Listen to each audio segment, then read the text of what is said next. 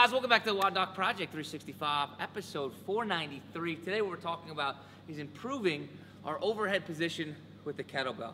What you guys just saw me do walking in is what I see all the time in classes, even out here in Kuwait and all over in the States as well.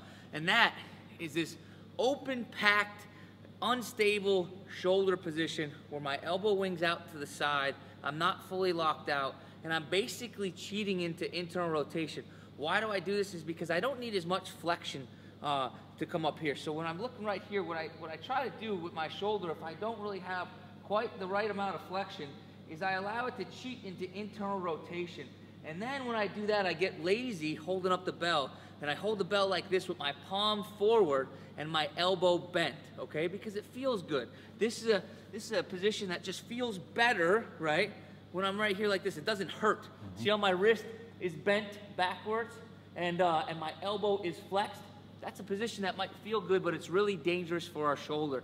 So what we're trying to do today is make awareness of how we should be holding the kettlebell in a better position for our shoulder, even though it might not feel as good on our wrists and our elbows. So first things first, when we hold, and I've done an episode on this before. When we hold the kettlebell, all right, the kettlebell should have our wrist in.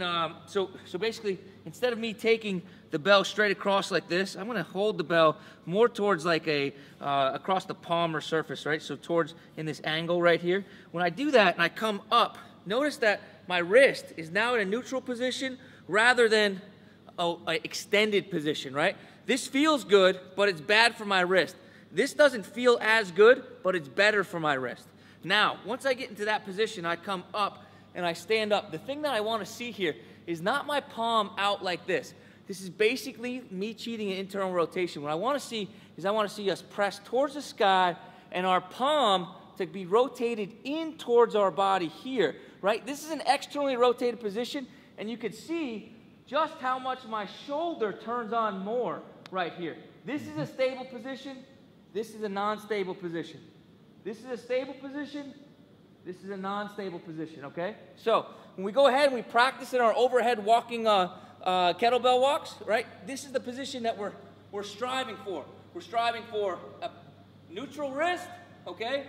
Arm directly overhead, locked out and pressing up towards the sky, and our palm facing towards the midline of our body.